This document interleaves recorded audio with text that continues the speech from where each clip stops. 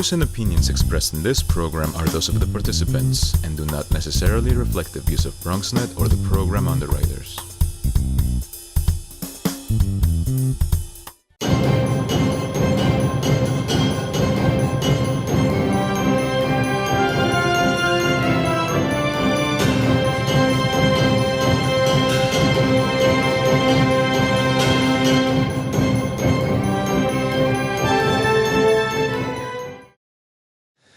Well, thanks, everybody. It's nice to be here. I love the Bronx. I live in Brooklyn now, but I'm originally from Philadelphia. So, you know, Philadelphia, Brooklyn, the Bronx, we all have similar challenges in all of those areas. I'm going to present today my project, the new lab at the Brooklyn Navy Yard, and as was just mentioned, it was a public-private partnership. It was a long effort. For those of you who don't know where the Navy Yard is, it's here on the map. So it's really interesting. It's between these three really rapidly gentrifying areas of Williamsburg, Fort Greene, and Dumbo. It's right between the Manhattan Bridge and the Williamsburg Bridge, and it's a 300-acre campus in Brooklyn. What was interesting to me about the Navy Yard was that at its heyday, when it was in full swing, 70,000 people worked there. At its nadir, at its low point, there were less than 2,000 people who worked there, and it was a wasteland. It was unbelievable. You know, I talked to people who lived in Brooklyn a long time. No one would go there. It was this walled-off area that was completely, inaccessible almost in every way. I first walked into this building in 2011. That's not me. I took the picture with my phone. And I was brought there by the president of the Navy Yard at the time, Andrew Kimball, and he said, we're thinking about saving this building. What do you think it should be? And my background is I started in construction, and then I have a development company, and I've built co-working spaces before, and I've built what is referred to as maker spaces. And the thought that somehow we could save that building was unbelievably attractive to me. So this is what it looks like now. The floor plate was 50,000 square feet. We added 34,000 square feet. It was a public-private partnership. The Navy Yard did some of the work. I raised about $34 million to do the interior. And I did it based on a very specific vision that I thought was needed in New York and that I thought was needed in this part of Brooklyn. And that was that we believed, my team and I, that we're really in this fourth industrial revolution. And while there's lots of spaces for software, and there's lots of spaces and incubators for apps, there was no place for hardware. And so if you're an entrepreneur who wants to make a physical product, and you want to do it at a high level in New York, unless you are part of a university, which ends up owning all the intellectual property, or unless you're part of a big company, which owns all of your intellectual property, you have nowhere to do it. So how could we create a place that has the tools and resources, and most importantly, the community, to take advantage of this new industrial revolution? So, you know, robotics is growing at has grown 5 times from 2015 to 2020. It's predicted it'll be a $152 billion industry. Connected devices, or the Internet of Things. It's predicted that by 2020, there will be 26 smart objects for every human on Earth. And you know, what we like to think about is the idea that, you know, connected devices are us, right? Like, it's not the watch that's connected. It's really our data that's for sale. It's really our data. So how do we create a place for companies that are really paying attention to the humanism in technology, or the community aspects of technology? And we'll get to that in a moment. Artificial intelligence. The sector has multiplied nearly 7-fold from 2010 to 2015. And nanotechnology, and I'll talk about that in a moment, is scheduled to reach $196 billion by 2020. So we're New Yorkers, right? For us, Silicon Valley is just a suburb, right? So how do we do something in New York that supports the entrepreneurs that are here? We have 8 million New Yorkers. The idea that a subset of them might be great entrepreneurs in these particular disciplines seemed like an important thing to do for us. So we wanted to become a platform and a place for entrepreneur enterprises, cities, and universities to prototype and build the next generation of the technology. And our idea which we hoped would work, would be this, that we would be right between enterprise and entrepreneur, right between software and hardware. So although we're doing hardware, there's always a software component to most of the projects that we're doing. And again, we'll talk about that when I talk about some of the companies that are there. And we originally thought we would just build this place for the entrepreneurs, right? The entrepreneurs who wanted to get their products to market. What we learned pretty quickly is that those entrepreneurs actually need to be around corporates and they need to be around universities as well. So when we started to do the funding, we were approached by some of the corporates who are now our partners, GE, Intel, HPE, JetBlue, but they wanted to do like big logo banks all over the place and really use it as kind of a marketing play. We didn't want to do that. We wanted it to be very entrepreneur-centric, and we wanted it to be kind of focused on these people who are at the top of their game intellectually, the top of their game technologically, but also are kind of the underdog, right? They're looking into the abyss. They're entrepreneurs in New York City trying to do something very hard and could fail at any moment. So what we said was we'll build it, and then we'll create a corporate program afterwards, and that's exactly what we've done, and that's doing really pretty well. So I'm going to tell you about some of the companies that we have in New Lab and some of the amazing work they're doing. My partner Scott Cohen and I hoped that we could get some of these. Some of these we went and actively solicited, and we said, we really want you to come here. We know that the Navy Yard seems like it's out of the way, but it's not going to be out of the way forever. We have this amazing building, this amazing vision. The city's behind us. Come to us with New Lab. And so a couple of those companies are the first ones I'm going to talk about. Honeybee Robotics, they are actually not really a startup. They've been around for a while. They were making robotics in a small, cramped office in the meatpacking district. They make parts for the Mars rover. So stuff that's being prototyped in New Lab is going to Mars.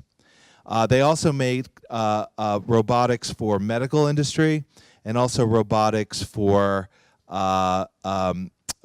inspection of infrastructure. They just created this product that's a pipe crawling robot that can inspect pipes and tell you when they're going to fail. So for cities with old infrastructure, they're a really interesting company. And we thought if we had them there as sort of an enabler of the other companies, that would be great. And so even before we opened the big space, we had a beta space in the Brooklyn Navy Yard of about 8,000 square feet. They had an outpost there. Then they grew and kept going. Strong Arm Tech is another company that's going to do amazingly well. They're very young entrepreneurs who built, it's two guys who went to engineering school whose fathers were both blue-collar workers who were injured on the job, tragically injured. One in farming and one as a contractor. And so they built these things, they're called ergoskeletons, that go over your body and they protect industrial workers. So now with Amazon and all of the crazy amounts of fulfillment centers all over the place from online shopping, they are creating these products that help protect these workers, and they also have sensors in them and an AI layer so that they can tell you with haptic vibration when you're bending in an inappropriate way. So it's a really interesting product. Through our partnerships with Intel and GE, these guys are going to get a lot of publicity. They were in the New York Times today, actually in the front of the business section with some other New Lab companies, and I really I'm very proud of them, and they're growing to scale really well. Nanotronics imaging is an interesting story. So nanotronics, a nano microscope can see things a billionth of a meter in size. So they're doing research with medical to detect cancer in cells. They're doing work right now with the factories of the future for rapid inspection of chip manufacturing. And my partner and I, again, got the president of that company involved. He agreed to come to New Lab and create kind of their headquarters there. We invested a little bit in their company. And then the next round of investment was taken over by Peter Thiel and Elon Musk. So their valuation is now like $200 million. They've raised $45 million. They're in every hospital. They're working with the DoD. They're a tremendous success story. Waverly Labs is a consumer product. It's an earpiece that you would wear and I would wear, you and I. And you could speak one language, I could speak another, and it translates in real time. It's a universal translator like from Star Trek. They're an interesting company because they're a consumer product company, and what they did was they did a crowdfunding campaign. So they had $4 million in pre-orders based on their idea, and now the product's going to market. They just previewed in Barcelona. It's doing really well. So not only is it a hardware product, it also is a machine learning, and they're being looked at seriously by Google and others because they're these young entrepreneurs who are just totally kicking the butt of some of these larger legacy companies in terms of innovation and in terms of translation. Terraform One is our only non-for-profit. They're old friends of mine. Well, I'm older than them, but I've known them for a while. And they came out of MIT Media Lab, and they're thinking about the cities of the future. So they're thinking about synthetic biology. They're thinking about farming crickets for alternative sources of protein. They're doing projects where they're trying to grow your own house from root systems. They're really futuristic thinkers. They're not there to kind of monetize as entrepreneurs, but they're a big part of the ecosystem that we're trying to develop there. Rock Paper Robot, Jessica is a roboticist out of MIT, and she's making kinetic furniture. She just also had a very successful Kickstarter campaign. I'm not going to go through each of these companies, but they're all wonderful. What I will tell you is that our companies have collectively raised more than $198 million worth of equity since we opened. And in aggregate, they have valuations of over $640 million. And since we opened the beta space, there's been over $100 million of acquisitions. So we've had over 428 companies apply to New Lab. We've only been able to accept about 20% of them, 18%. And this is 70% full physical occupancy. We're actually full. So this is from a couple months ago. So we're actually out of space. The 84,000 square feet is full, and we're looking to expand into other space. So again, what makes New Lab a good resource for these type of entrepreneurs? We have a product realization lab in-house. We have staff there. You can take something from napkin sketch to working prototype in one step.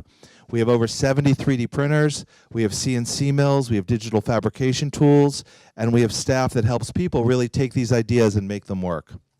This is just a list of some of the fabrication tools that we have. And again, we have everything from CNC mills. We have about $4 million of equipment there. When my partner and I first went out and started talking to these equipment manufacturers and asked them to give us equipment, we thought it was because we were building a really cool showroom in New York and they'd want to be there for the photo op, but that wasn't true. What we learned is they want to be around really smart people. So they want our entrepreneurs to tell them what's bad about their machines. I was going to say a bad word. What's lousy about their machines and what it needs to do better, like how the 3D prints fail, how the CNC mill doesn't work, how Autodesk is giving everybody free software, but why people still use SolidWorks. Those are the kind of questions that our corporate partners are asking, and those are the kind of questions that our entrepreneurs are answering. So we've gotten a lot of press. We were in the Wall Street Journal. We were in Vanity Fair, which did nothing for our business, but it made my parents very proud. So that was a good one. And today, actually, we're on the front page of the business section of the New York Times. So, you know, whether or not the press actually matters in general to New Lab as a business, we don't know, but it really, really helps the companies. So in each one of these features, it's featuring some of these young entrepreneurs who are really rock stars and are really trying to make it, as I said. So what will happen in the future? Well, some of the companies will succeed, and they'll outgrow us and hopefully grow into the Navy Yard, to other space in the Navy Yard, or perhaps great assets that you guys have here in the Bronx. Some of them will fail, and they'll leave, and we'll get new companies. But the key thing is what we're trying to create more than a physical space is an ecosystem. So what these companies need, besides tools and resources, is they need each other. So they need to understand how not to get ripped off by a venture capitalist. They need to understand which lawyer to call if they have the real problem. They need to understand how to do a crowdsourcing campaign, so we have Kickstarter coming in and Indiegogo there to really help them. That's the key thing. So little isolated companies, no matter how great they are one thing, but we're in a new stage of sharing and a new stage of community development, and that's what we're trying to achieve at New Lab. A lot of people have asked me, who's selecting the companies and why are you turning away basically 80% of the companies that apply. So we're looking for a bunch of different things. First of all, we're looking for companies that we think are great technical, doing great tech. Secondly, we're looking at the management team, and we're looking to make sure that these companies are going to scale and grow and create jobs in New York. But the other thing that we're looking for, which we don't advertise or we don't put on our website or we don't tell people as we're interviewing them, when we interview every single company, my staff and I do, is we're looking for companies that are going to do good work in these technologies and make the world better. So we're not looking for artificial intelligence companies that are just trying to get people to buy stuff quicker. We're looking for artificial intelligence companies that are going to make people be able to translate and communicate better, or to use artificial intelligence to inspect cells for cancer. We're not looking at robotics companies that are going to eliminate work. We're looking at robotics companies that can go to places that can create robots to inspect infrastructure or do surgery in a way that assists doctors to save lives. So that's been an important theme, and what the result of that has been, and we took it very seriously because, again, we're in a public facility. The Navy Yard owns the building. We have a long lease. We raised the money to develop it, but to be a public-private partnership, that was really important to us. The other thing I just want to mention is yesterday we launched this thing with the city, with the EDC, called the Urban Tech Hub.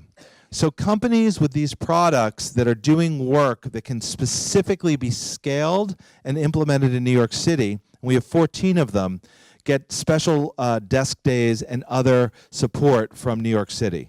So for example, that pipe crawling robot gets to talk to people, the commissioners from the Department of Environmental Protection, and say, what do you need while they're productizing? Strong Arm Tech gets to talk to people in the Parks Department and the Sanitation Department.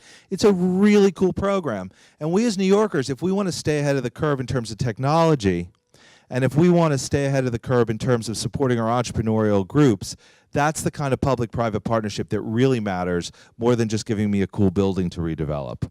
So we are really happy with the companies that we have there. We're really happy being partners with the city and the Navy Yard. You know, I was a developer and now I'm the CEO and operator of this, but it's been a huge effort. It took 5 years. I quit a lot of times. I just didn't tell anybody. I was raising the money. And then I'd be in a meeting like a week later after I told my wife I quit, and I'd be like, oh, I guess I'm still doing it. But for a long time, I was like, forget it, man. We did historic tax credits, new market tax credits. We had Goldman Sachs do things. We did EB5 financing, which is this, it was the capital stack was nuts. And the whole reason was because I was stubborn. I didn't want to take money from corporations. I wanted it to be entrepreneurial focused, and it seems to have paid off. So our job numbers, we've created, including the construction, over 500 jobs with this project.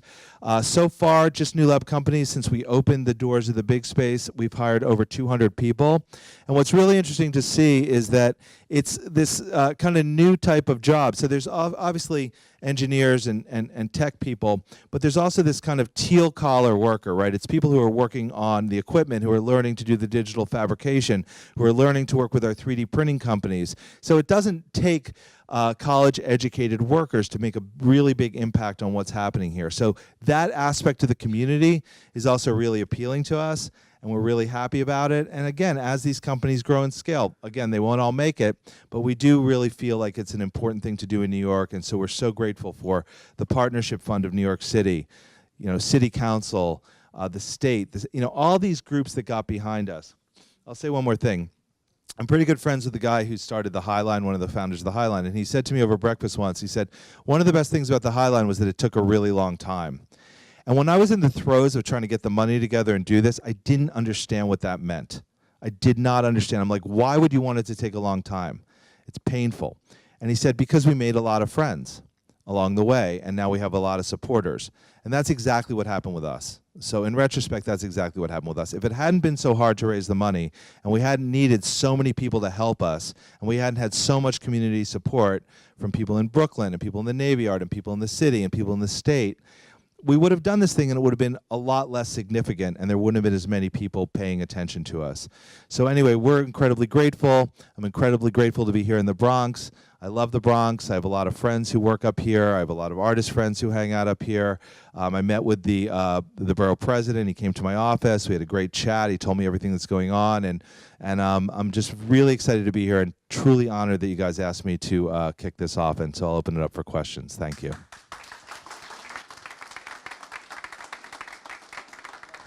My question is, what would you say was the single greatest challenge in getting this done? Not an economic challenge, but more, I guess, either from a sociological or dealing with the system.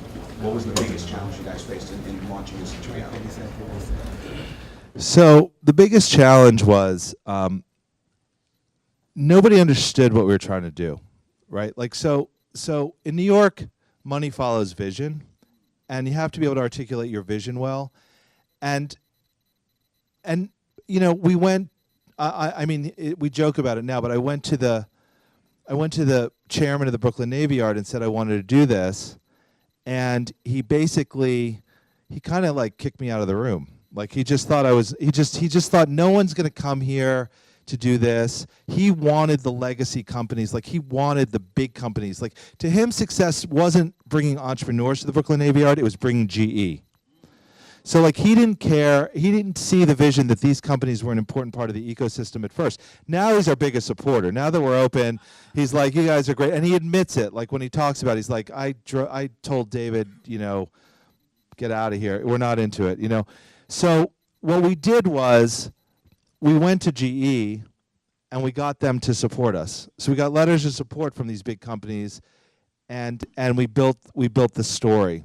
The other thing that happened was we opened a beta space, and so we had all these great companies in that space in 8,000 square feet, and people could see what they were doing. They could see these great people trying to build products. They could see, they could humanize what type of people they were building for, and that really helped too. So starting out small and being stubborn and being able to articulate the vision were like the key things. But, again, no one knew what we were doing, so until they understood that, it was a little bit hard. Yes. So my name is Bruce Lincoln of Silicon Harlem. I was part of a meeting here around FutureWorks and trying to move that here in the Bronx. How do you see what you're doing at the new lab, mapping on the unique characteristics, the cultural and geographic characteristics of the Bronx? So that's really a great question. First of all, FutureWorks is a great partner to us. So one of the things that we're also kind of a little bit different, we're not an incubator. So all of our companies, so what happens is, if you're an inventor and you have an idea, but you don't know if you can make a product, like FutureWorks and some of these other programs are really great for that. They're incubators. Once you get through the incubator and you actually have a product and you have raised a little bit of money, even if it's in seed money, then you're a good candidate for New Lab. One of the things that thrilled us about this building was this was the state-of-the-art of manufacturing when it was built. Most of the ships that fought in World War I and World War II were actually machined in that building. So I'm a sucker for the history of the place and what that means. And even though we don't advertise it, we believe this is the future of the state-of-the-art of manufacturing today. So one of the things that I like to say about the Bronx, which may not be popular in this room, I'll just say it, is people talk about farm to table. New York City is Bronx to table, right? All the food comes through the Bronx. You have all these amazing programs that are happening. There's a lot of interesting things happening. We have a company called Farm Shelf, for example, that's making portable hydroponic farms so that you can grow food in schools or in soup kitchens or in other places. How great would it be to take an old building in the Bronx and do something based on that history or some other socio-economic history and have the state-of-the-art of what's happening with food production, state-of-the-art of what's happening with medical, state-of-the-art of what's happening with other really important things that are happening in the Bronx. So I don't know what that is. It took us months and months to study it and to do this, but I think that history resonates, right? It comes through in the building, it comes through in the neighborhood, and it helps as a rallying cry for civic groups in that area to get behind it. Hi, Jessica Sherman with Douglaston Development. Are you working with the city to create incentives for these companies to stay in the Navy Yards? And if so, when they outgrow your space? And if so, what kind of incentives are there for them to remain in the area? So there's some incentives. Like there's some there's some cobbled together incentives that exist. Like the New York EDC program, they have incentives really for access. They have some discounts available for rent. They give discounts for some of the shop time. The Navy Yard itself has incentives. Startup New York, which is a program that a couple of our companies have tried to take advantage of, is an interesting incentive program. I got to say, though, one of the things that we were concerned about, so I'm going to take a step back. I did a public-private partnership because I knew what I wanted to build, and I knew how much I wanted to charge, and there was a gap, right? Like if I had tried to spend the money I wanted to spend on this building and charge my tenants enough to amortize that cost, forget it. It would have only been accessible to universities and large corporates.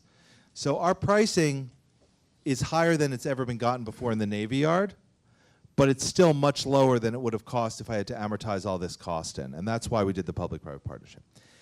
What we learned is the rent wasn't the driver. Like the companies that are coming to us are there because of the community, the tools and resources for their business. The other thing that we've learned is because we built a cool space, they can hire better employees because they want to work there, and they can raise money easier because the VCs like it and they get press. So it's that kind of, all those kind of intangible ecosystem things that are better for these startups than an incentive program where you're just paying them to exist.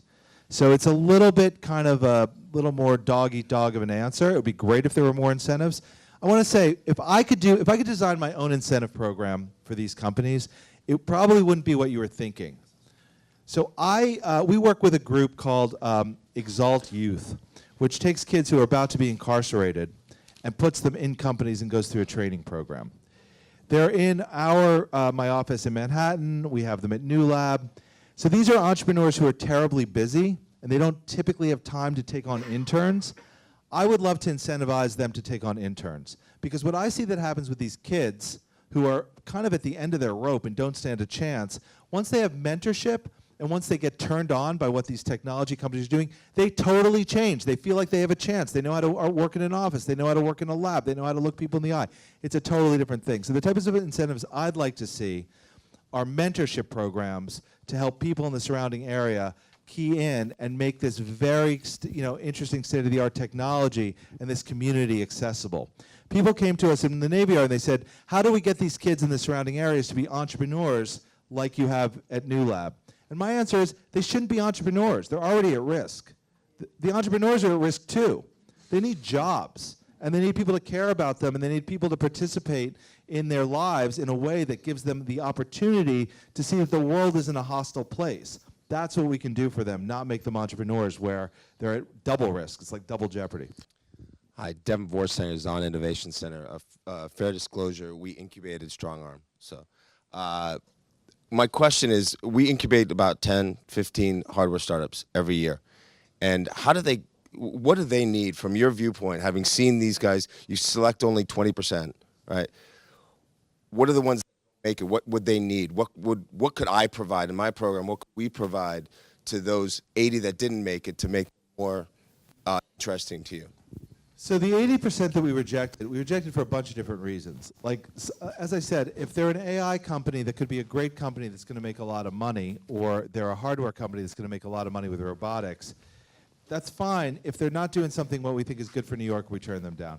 Also, all of the companies that apply aren't necessarily hardware entrepreneurs. Like, we get a lot of applications from media agencies who just want a cool office space, who are trying to act like they're doing kind of hardware-specific stuff, or architecture firms. No offense to architecture firms, but so we're very specific. The thing that you can do to help them, I think, is there's a line that the incubators need to play, where they tell the companies that their idea is going to roll or it's not, and that tough love early on is so important, because these people go on to waste years of their lives if the tech doesn't work, or they don't have the right team, or for whatever reason their personality isn't suited to entrepreneurship. So what you can do is actually become part of that filtering system to help people fail quicker and easier, or the ones that succeed make an introduction to us or make an introduction to one of these other groups. We also have flex memberships for some of those companies that are sort of on the line. They're not really ready to take space, or we don't have space for them. The Navy Yard is pretty inexpensive for space now, right? It's like in the teens or $20 a foot. There's about another 1 million square feet coming online. So again, it's not necessarily economic. It's more about, you know, are they good entrepreneurs? Can they withstand the pressure of what they're going to have to go through? Can they raise money? Can they tell their story?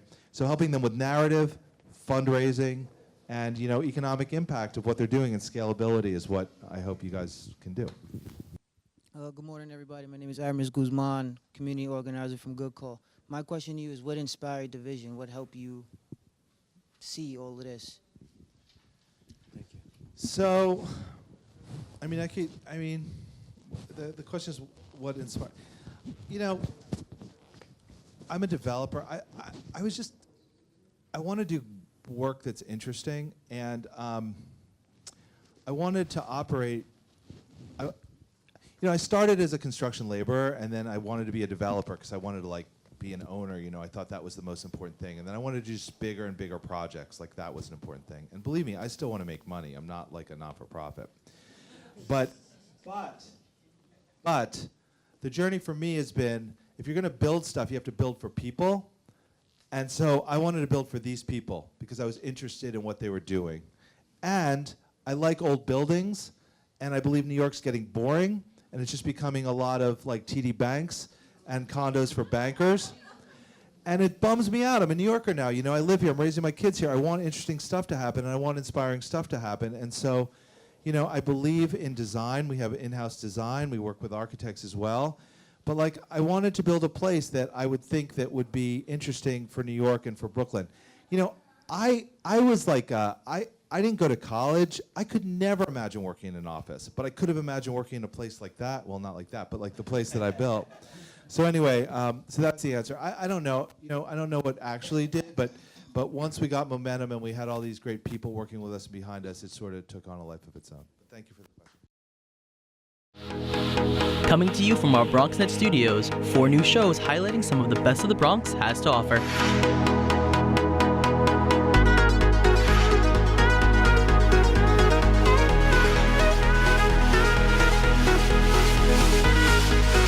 We sit down with political leaders on In the District and discuss local legislation, events, and issues.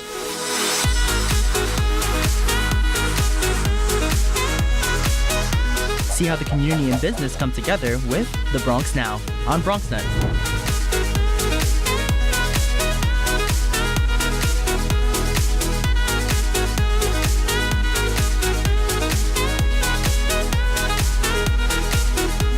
Nosotros features leaders from our Latino community.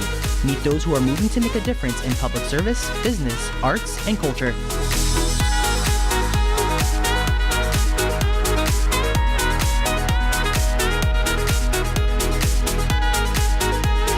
Looking for new and exciting dining experiences? Then you'll want to savor the Bronx and try new restaurants and eateries that fill the borough with delicious dishes.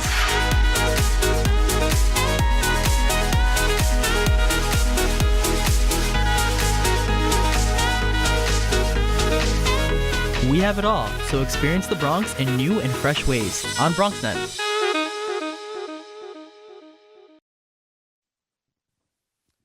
Good morning, everyone. Very, very happy to be here in the Bronx. And just to reintroduce myself, Adam Lubinsky. I'm a principal at WXY. We're a planning and architecture firm. And among other things, we worked on the Brooklyn Tech Triangle. I don't think, as was said, that what happens in the Bronx needs to be like it was in Brooklyn. But at the time when we started the Brooklyn Tech Triangle, really the model at that moment was Silicon Valley. And we're talking about a place that was very suburban in nature. And clearly in the last 5 years, tech has been very interested in moving into cities. And I think Brooklyn Tech Triangle was part of that moment in time. And the Bronx can really, really benefit from that.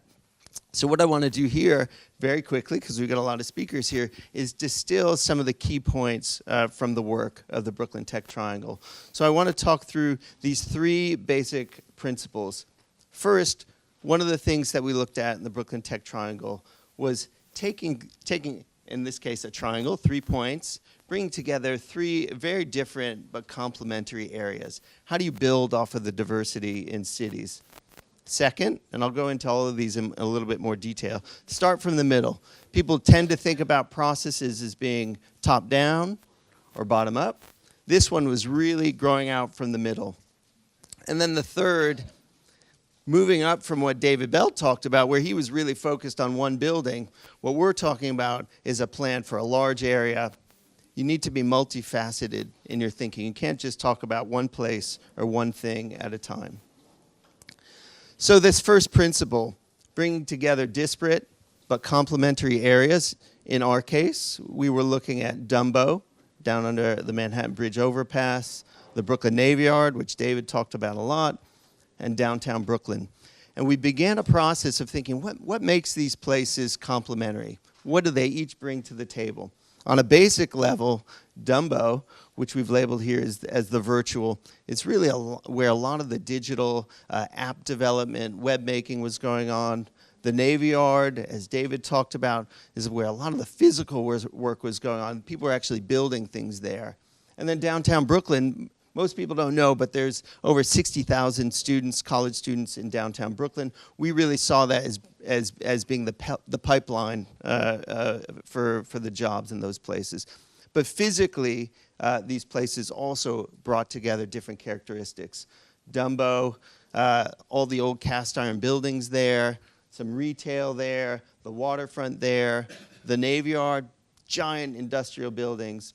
And then downtown Brooklyn, you have the history of back offices there, some big office floor plates there where you can really see some of the bigger tech firms moving in at some point. And then in terms of the level of opportunity, they're at very different stages as well, where Dumbo was really filled up. Those companies, they needed space to expand. Navy Yard starting to fill up. And then downtown Brooklyn was really repositioning itself. So that second principle, again, this wasn't a top-down process. This wasn't really a bottom-up process. It really grew out from the middle. This was our client group. We had Downtown Brooklyn Partnership, the Dumbo Bid, and the Brooklyn Navy Yard Development Corporation. What I think made this really powerful as a process was that all of these folks knew who the tech companies were, the people on the ground. They also had the ear of people in government. They knew the landowners. They knew the developers. They could talk to people. They could say, you know, tech guys, they want to bring their bikes into buildings. They want to bring their dogs into buildings. They could really make a case for how to make this work, and they could also get funding from the government above. And then this third piece, third principle here, also equally important. You have to be multifaceted in developing these plans, and I'll go through these quickly. The first thread here was looking at the real estate component, and I'll go into this in a little bit more detail, but how do you find the right spaces for tech firms without displacing some of the other successful things you have? The second piece of this is the workforce piece. How do you build an ecosystem where we've got a whole pipeline from high school all the way up through mature workers in the system? Third, it's the physical connectivity piece of this. In this case, we had barriers similar to in the Bronx. We had the BQE. That really was a physical barrier between the waterfront neighborhoods and downtown Brooklyn. Here you've got the Bruckner. How do you start to overcome that? Bikes, buses, other systems. Fourth, how do you begin to make this feel like a tech-friendly place? Basic things like public Wi-Fi, building that out. And then the fifth piece is the placemaking piece. How do you make this a dynamic 24/7 area? So looking at a couple of the threads, first that space for tech to grow. And the Bronx has a lot of great buildings here. You look at Port Morris, Mont Haven, Hunts Point, you've got the Banknote building, you've got so many assets. How do you start to draw those assets out? You also have some interesting spaces above retail corridors. And one place we've started to look at and starting to happen in Brooklyn is above the retail on Fulton Street. How do you activate a lot of that space where there's a lot of underutilized activity there? And then I'll also talk about the public space aspect of this. This is down by the Brooklyn Bridge. And we started, as part of the Brooklyn Tech Triangle, this concept of the Brooklyn Strand. And we started to stitch together all of these small public spaces that were exit ramps from the BQE spaces by the bridge. How do you begin to create a kind of connective tissue that makes this place feel active all day, all weekend long? And so this is where we wound up. And again, this is about 4 years old. It's just been incredible to see the timing work so well with things like the new lab launching. And it's just had a big impact on the decisions of a lot of the landowners there, realizing that there's a demand for this stuff. So the plan really brought out a lot of focus on the possibilities in this area. So I'm going to leave it at that, and we're going to move on to the next person. Yeah, I have to turn that on. There we go. You can pass that right along. What we will do is each panelist will make a presentation, and then we'll, of course, take questions and move things forward. So next is Nessa Selditz from the Rockwell Group. Hi, can you hear me? Okay, great. So I work at a company called the Rockwell Group. It is an architecture company. They do everything. I think he prefers to call himself a designer rather than an architect because it really allows him to just get involved in a lot of different types of projects, everything from hospitality to the Oscars to playgrounds to the TED Theater, and then coming up is the Culture Shed, which is going up in Hudson Yards pretty soon. Just to introduce myself, my name is Inessa. I'm the creative director of the lab at Rockwell Group. Within Rockwell Group, there are several studios. The lab specifically deals with technology within spaces. You know, it's kind of hard to categorize what we do at the very top level. I think we kind of talk about ourselves as we choreograph environments. Technology is a tremendous tool for choreography. You can think about the apps that you use every single day to the spaces that you go through. Really what it is, it's the interaction of objects, spaces, people, stories, and messages. So, I mean, I don't, you know, it was mentioned that I'll talk about infrastructure. I think that's actually a really interesting way about talking about what I'm going to talk about. I'm not from development. What I am from is from a design sensibility. A lot of times what we have to do is we have to help clients articulate their vision to communicate a story to, often in a very competitive positioning. You know, the question is if you think about this in terms of a competitive positioning thing at a very high level, you know, places that have a place of mind is San Francisco, Austin, and then the question mark is where's the Bronx fit in all of this? And these aren't the only cities. I mean, St. Louis, Dallas, Chicago, Boston, they're all up and coming kind of markets, and they're all in this competitive position of trying to attract tech talent, you know, the entrepreneurs, the innovators, kind of culture, that kind of dynamic thinking that I think everybody is very interested in talking about. So when we think about design thinking, it's a very internal process. Design thinking is very popular to talk about. What it really means is that taking a step back and strategically thinking about what you want to do before you design it. Like before you put a single pencil to paper, you need to take a step back and think about it in terms of what is the competitive positioning, what is the offering, what is the value. And you go through this very rigorous process before you even articulate or put anything in front of paper in front of a client. And if you believe at the end of the day that the experience is a product, you can think about Instagram, you can think about United Airlines, you can think about Walmart or a luxury hotel. If you think about anything in terms of the experience as a product, you know, you start with design thinking and you kind of end with the product, which is the experience. We've done several projects. The slide that I just showed you before is from Cosmopolitan Hotel. This is actually a slide from one of the decks in terms of this is kind of this process that we have to go through to get to the answer of describing what this is going to be. And really what we're trying to do is, you know, Rockwell is very big into narrative and storytelling.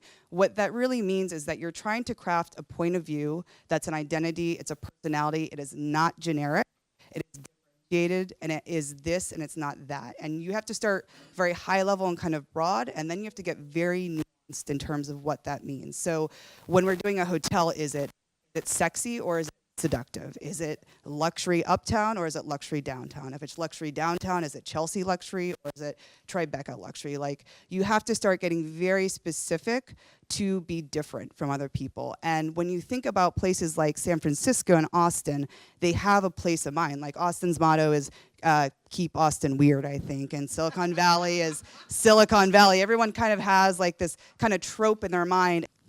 It kind of leads you to these key experience attributes, so shadows and fantasy and role-playing seductive. And I mean, this is very Las Vegas hotel, but again, this is the process, not, the answer for this. And then you start generating ideas about what that is, and experience metaphors really help something that's very abstract, articulate it for other people to understand the world that you're trying to craft for them. So these images, again, very Vegas, but they're coming from a place of where that design thinking started from. And this is a very different offering from MGM, Wynn, the Bellagio. It's a different world you are trying to set yourself apart from and differentiate from. And so now you're going to the experience metaphor, so you're starting to almost visualize it, but we're still not designing yet. And then you craft this experience journey. A lot of times we have to do these experience master plans. We do them for a lot of different, huge resorts in the Caribbean, Cosmopolitan Hotel, Hudson Yards over in New York City. And so you're crafting this journey about where people are gonna go through, and it's very much from a user's point of view. Like, when we're thinking about places, we're talking very abstractly, but you have to really imagine what the experience is going to be like for people and put yourself in like this human-centered way of thinking. And the external vision of what this is the sum of all these kind of attributes that you go through this process of doing. So a lot of times before I start an architecture firm, it's very, I think it's very opaque in terms of the design thinking process, and no one ever articulates it, but those are the kind of steps you have to get to before you see something in the real world. And the start of the thinking, I think you have to start doing as a long game strategy for this kind of stuff. So, I mean, I'll go quickly over this because it's the same process. So the last 2.5 years, I've been working on Hudson Yards. So again, it was the very same issue of where, the East Village, if you close your eyes and you think of the East Village, the Upper East Side, it's a very specific, almost brand. It's a differentiated point of view. It's like you have a vision of what that's going to be. For Hudson Yards, for the people who don't know what it is the last patch of Manhattan to be developed. That's kind of like the game over, this is it. And it's also the largest real estate deal in the US history ever. So it is big, it has a lot of momentum that's going up, it's really going to change the West Side. But the question really, when we started the project, we did the Experience Center for it, is what is the vision for it? How do you start telling that story to people and telling that story internally to the rest of the world and crafting that vision? So, I mean, you really, again, have to start with just words. If you close your eyes and think of the Bronx, you start thinking of different words, and they're very different from Hudson Yards. They're very different from Battery City. From there, you start articulating a vision. I had this internal kind of brand guideline for our team just because you have to start grounding you in a sense of place. And this is very informed by kind of a downtown sensibility. This is not the Upper East Side. This is not India. This is not Brazil. Like, it's very much informed by that story that is very New York. It is very closely associated with that area. And this is really kind of the experience metaphor and where you start visualizing that vision for people. And then you start kind of with the journey of what that means to people, the story that you're going to tell, how you're going to walk people through it. And at that point, that's when you get to this final thing. So this is the final sales and an experience center over in Hudson Yards. And this really tells the story. We worked very hard for 2 years of trying to figure out what is the story of Hudson Yards, distilling it in a very in a way that will resonate with people. And I would urge you guys to start thinking about that. This is a great opportunity to start kind of thinking about it, having conversations. And then it's a complicated process. There's a lot of stakeholders, but to get to the point of distilling what those true kind of differentiators are and then telling a story about it, that's where you need to start doing that to align internally and then externally. And so we'll go back to this, to kind of the very beginning of this question of, San Francisco, Austin, the question mark is the Bronx. And again, it's like all of these places are doing the exact same process, or probably should be, because this is kind of the space you guys are playing with. This is the place they're playing in as well.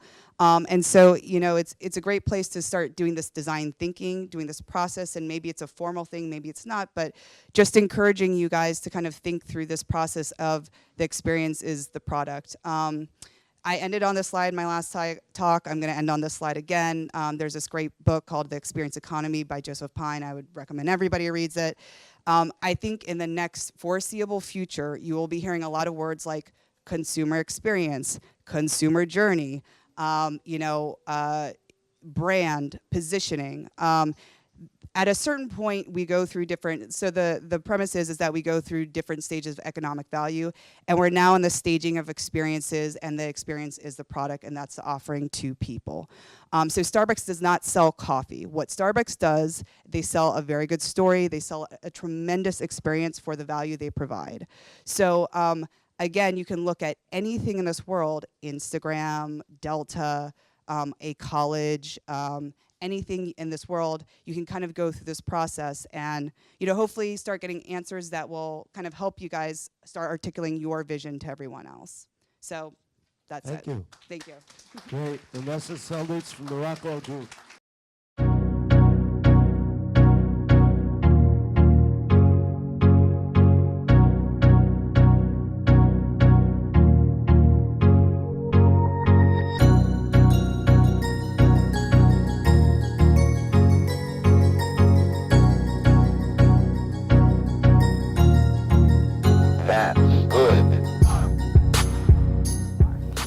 Well, I got this as a paid internship. Spending my time here, I really enjoyed the people that work here. I enjoy what goes on behind the scenes.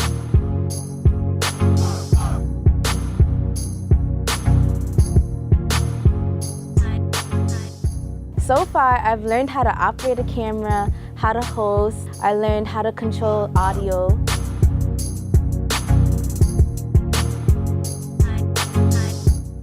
My first time hosting was really nerve-wracking, but I really enjoyed it because it was a new experience.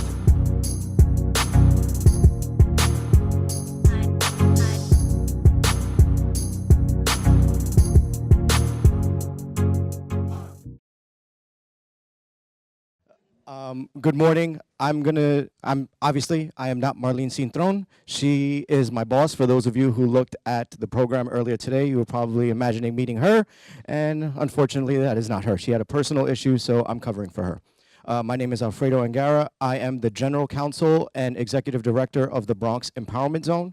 I'm going to be throwing a lot of acronyms at you, so I'll explain to you as we go along what they mean. If there's any confusion, we'll go through it at the end. Okay. So I'm going to explain what my agency does, and then I'm going to explain how it relates to technology in the Bronx currently.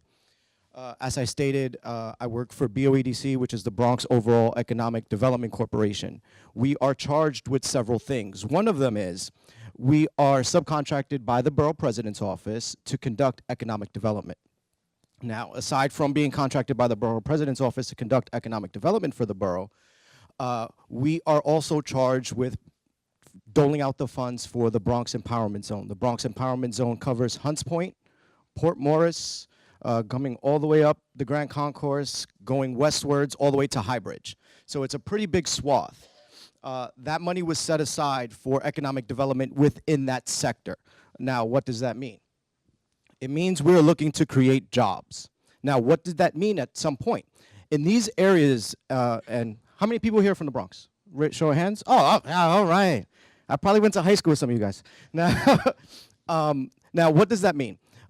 Traditionally, the Bronx, and specifically these areas, were industrial areas. Now, we're talking about Hunts Point, Port Morris, everything south of the Bruckner. We're talking about manufacturing. We're talking about labor-intensive jobs. Now, times have changed. Technology is the linchpin for our society, period. If you don't have a smartphone on you, I don't know who you are. Okay, if you don't use technology in every single aspect of your life throughout the day, you're probably a hermit. And then even then, you're still using technology, you just don't know it. The technology is what's keep your lights on. The software is what keeps your lights on. It's what provides 911 services and a variety of other things. So now we're charged with providing jobs. We're charged with making sure economic development within the borough develops. So we are a CDFI fund. What does that mean? We are a community development financial institution. We're a lot like a bank in the sense that we lend money out, but at lower rates than banks because we're not looking for the rate of return. We're not, well, let me rephrase that before my boss gets really mad. we expect the money to come back because it's a revolving loan fund. I lend it to you, you give it back, I'm able to lend it to him. But we're not concerned with a higher rate of return. What we're concerned with is, well, how many jobs did you provide?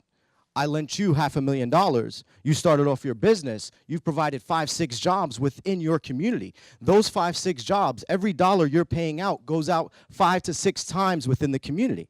So now we've supported his business, we've supported the 5 or 6 people that he's employing, and in turn, the stores around the corner, the mom and pop shop, the coffee shop, the clothing store. Now somebody can buy a book bag for their kid at Cookies or wherever else they're gonna go to. Did everybody else get their book bag at Cookies too when they were a kid? Yeah, right? So now we're looking at supporting and underpinning that.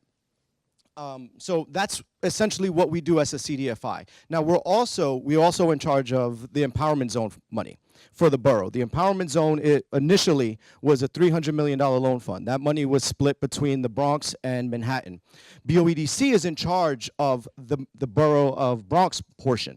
That's about 50-something million we initially had. We're somewhere around 30 million currently. That is for businesses within the economic empowerment zone. As I said, that hub that goes from Hunts Point, Port Morris, stretching down underneath the Bruckner and going up against the Grand Concourse.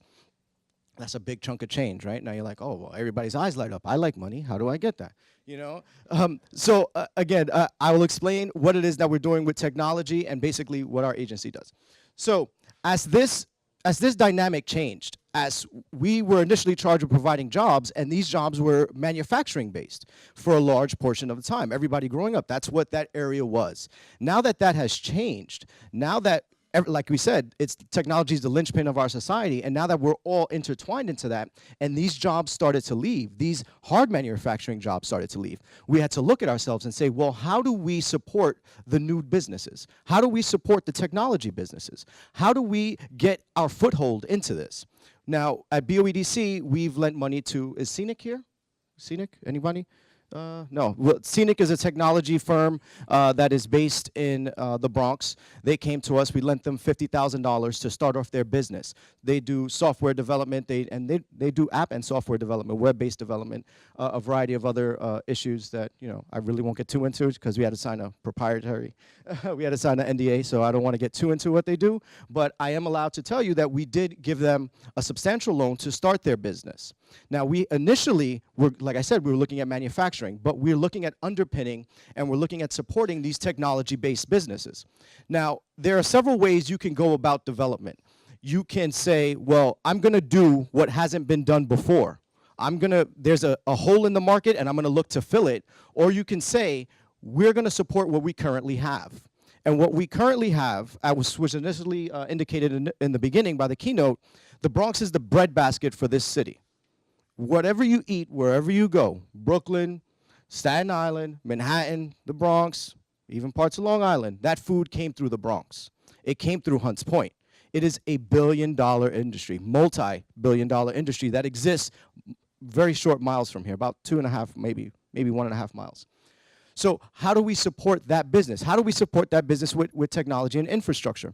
Now, we had discussed it a little bit earlier, saying, well, these fulfillment centers like Amazon, that's not run, you don't go log on your phone or log on your computer and say, well, hey, Fresh Direct, I want to order this box, or hey, Marley Spoon, this is what I want to order, and it doesn't print out on somebody's desk and they don't go collect all these things individually. That's all software based. Software paired with hardware, because the machines have to do it. They hire a substantial amount of people, but these are the industries that BOEDC is looking to support currently and has been supporting. Marley Spoon is moving into the Bronx. Anybody know who they are? They're kind of like Fresh, the Sunbasket, or am I speaking a different language, everybody here? The food baskets that come to your house, that you order them on the internet, and then they pop up at your door, and you're like, oh, look, I can make, chicken milanese, and you chop it up. Exactly, like Blue Apron, Fresh Direct is also doing something similar. So these companies are here in the Bronx. Dig In, if anyone has been in Manhattan. Dig In, has anyone familiar with those? Dig In is based in the Bronx. Their prep kitchen is here in the Bronx. They prepare everything here. They ship it out to Manhattan. Same thing with Plated. Marley Spoon is moving here. Everyone knows, I'm sure, Fresh Direct is building their corporate headquarters about a mile from here. I've been in that building. It is incredibly impressive. And their fulfillment facility is about 5 or 6 times the size of this room. 2 stories high. The machinery and technology that is necessary to keep that engine running is substantial. And BOEDC is looking to partner, not just with technology companies, but with corporations that are looking to utilize the technology to say, how is it can we partner with you? How is it that we can support you financially? Now, it just doesn't end at money. I don't want to make it seem like I'm up here giving away dollars, okay? It doesn't end with just money, because if we're not able to help you financially, we can help you through the logistics of it. Now, initially there were people up here, and I'm sure they were throwing a lot of acronyms, and some of you may have been familiar with it, and some of you may not have been. Be like, you know what, I'm just gonna shut up and listen. You know, when you're not sure, you close your mouth and you open your ears. But there's a variety of incentives. I believe someone in the right-hand corner had asked that question. Was it you? Yeah. You said, what incentives are there to keep these companies here? Whenever I get asked that question, I tell them always go through, the initial stages. Go through city, state, and then federal. And when you go through city, state, and federal, you will see the different pools. There's IDA money, there's RDC money, there's money from BOEDC. There's a whole puzzle of different agencies and different pools of money of people who are willing to help you put these pieces together. As the keynote said, it took him 5 years. Granted, that was a huge project, but it took him 5 years to put all the pieces together. That's something else that BOEDC does. We help with the logistics and making the connections between different partnering agencies to say, well, maybe we can't fund you, but have you spoken to ESD? Have you spoken to IDA? Have you spoken to some of the other players within the community that are looking to assist and underpin you? And if you haven't, we will make those connections for you. We will assist you to do those connections. So my time is up. He's standing up. So if there are any questions, we will go through them at the end. All right, Al, thank you very much. No, you can hold on to that. Actually, Majora is next. Thank you very much. And the opportunities in the Bronx are limitless, obviously. And somebody who has helped to seize the opportunities and then spread the love, so to speak, and try and empower and support other people in the Bronx is Majora Carter. Thank you very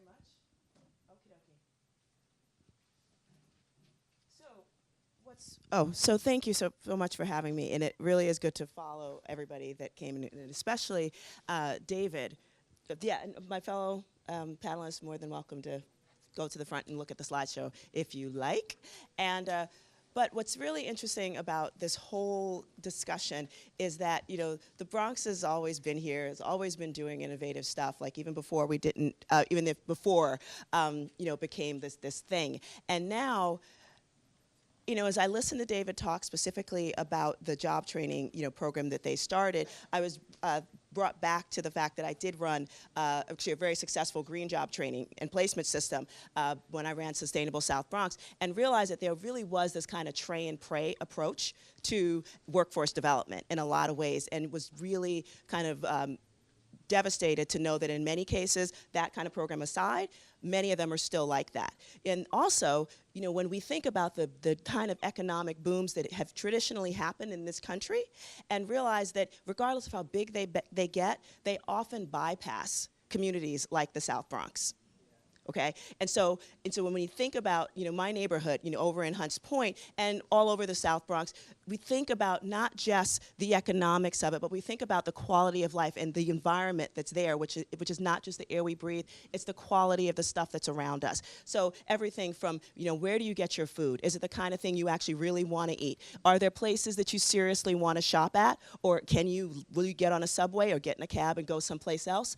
Again, those type of things. Are you building? Are there only places to get self-medicated? Or I could also show a picture of pharmacies as well, and that's about it. Are there places to even bank and build your financial equity in our communities? Or are there regressive taxes on being a poor person there? And so, or is it just affordable housing in the community where you're not thinking about any kind of economic diversity either on the housing or the commercial kind of front as well? And so when I think about this, and before anybody starts tweeting, Majora Carter hates poor people in poor communities, that is not the case, but it is the reality that unless we're seriously and strategically thinking about how do we ensure that all Bronxites have the capacity to enter into the tech economy and create a real diverse ecosystem, it won't happen. And so given my background, this is the kind of thing that I really wanted to work on, because we hear about all this kind of stuff. With the digital divide is about access. You know, if poor people just had access to technology, to the World Wide Web, then yes, things would be great. But that is absolutely not true. More than 80% of everybody, you know, within low status communities have access through a smartphone. That is your access. This is the real digital divide. Are you simply a consumer of technology, or are you a producer? And I think everybody in this room knows that technology does have a diversity problem. And as a black female tech founder, I can tell you it is true. Like, you are looking at the initial capital stack of everything that I did in technology. There was no public or private, you know, out to support a black female tech founder at all. So with that, kind of put that in place. But we are, as communities, we are incredibly tech savvy. You look at any time Mac does a release, who's sleeping out in front to make sure they get it? The black and brown folks, often, all the time. And again, this kind of diversity problem, it is an American diversity problem in technology. You know, I want to draw your attention specifically to the 2% of black folks that are currently involved and employed in the tech economy right now. Actually, 4% of all computer science and engineering graduates from major institutions are actually black. 4%, yet only 2% of them are actually employed in the tech industry. So just keep that in mind. It's not that we don't have great people doing that stuff, but we do have a statistical hiring bias, you know, in technology. That's one of the reasons why we started Startup Box, and it was our approach to ensure that there was participation from people in low status communities to participate in the technology economy. And we started, of course, the first one is being incubated on Hometown Security in the South Bronx. Because this is our talent base. And when we initially started Startup Box, we really did think that we were just, as a workforce development tool, we were only going to be dealing with many of the folks that are traditionally thought of in our community. High school dropouts, might have had a background with the law, poor soft skills. And then we thought, okay, there'll be some high school graduates, but again, not particularly well prepared to enter the workforce, but still able to do so. But the most surprising thing was how many BA and CS degree candidates, or not even candidates, graduates that came to our doors looking for the type of jobs that we had to offer, which were entry-level jobs in the tech economy with career ladders and in quality assurance, which is software testing. And so it's part of the software development pipeline that is traditionally offshored. And for a lot of tech entertainment companies, what we realized was that there was a growing number of software developers that were not happy with the offshored options because of time zone differences, because of lack of cultural fluency. If you're an Eastern European or an Indian or a Chinese software testing company, they literally weren't speaking the same language, you know, for American products, especially in the entertainment field.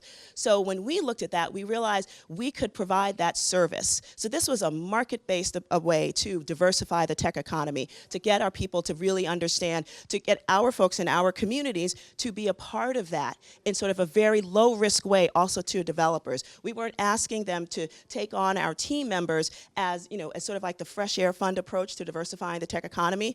We were saying, look, these are people, we train them up ourselves, we take on that risk, we get them to the point where they are useful to your development process. And so initially, I funded the development of this pilot project that we literally gave away to Nickelodeon and to Tresenza, which was another smaller game company.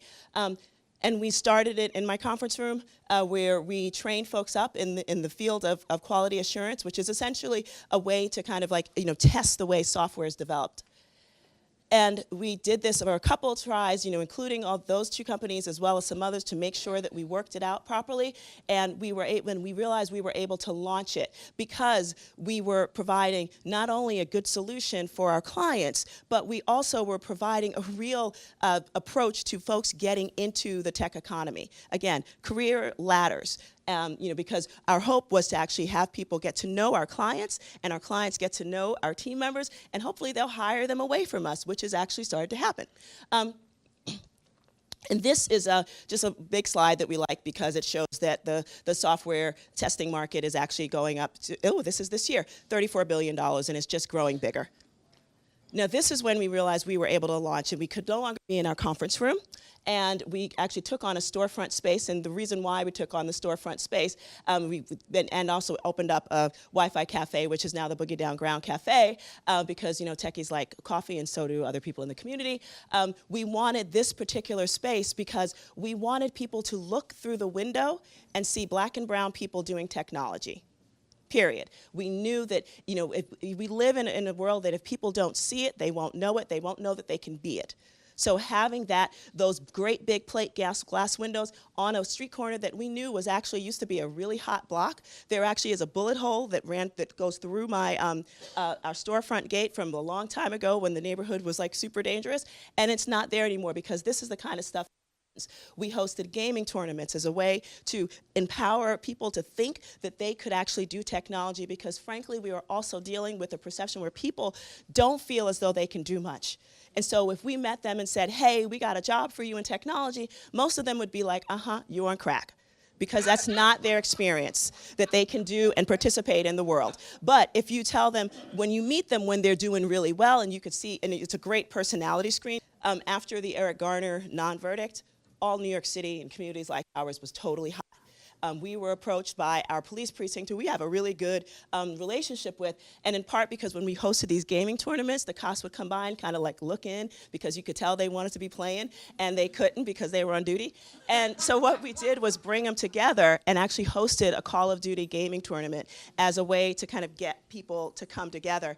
And what was so beautiful about it was that we didn't know if anybody was going to come. We didn't know if we were going to get protested by the community, because that's happened, or we didn't know if any of the cops were even going to show up. They did.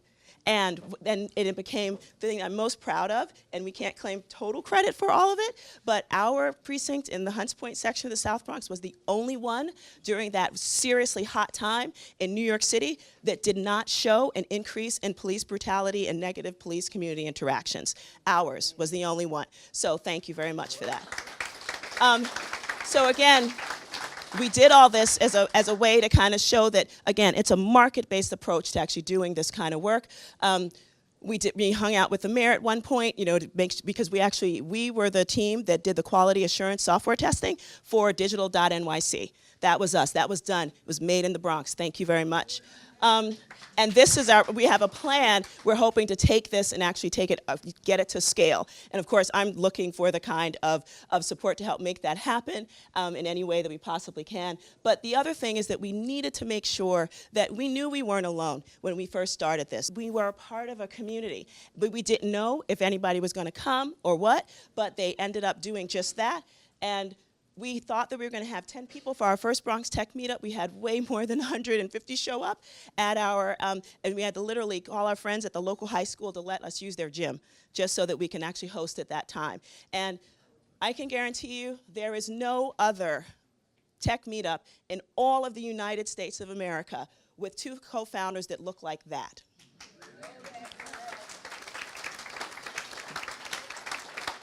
That's my co-founder, Tina Shoulders, who's been working in technology like the bulk of her adult life. And now we went from no members, now we're more than 800 strong. We are one of the biggest tech meetups in the entire country, run by 2 women of color. And of course it happened in the Bronx.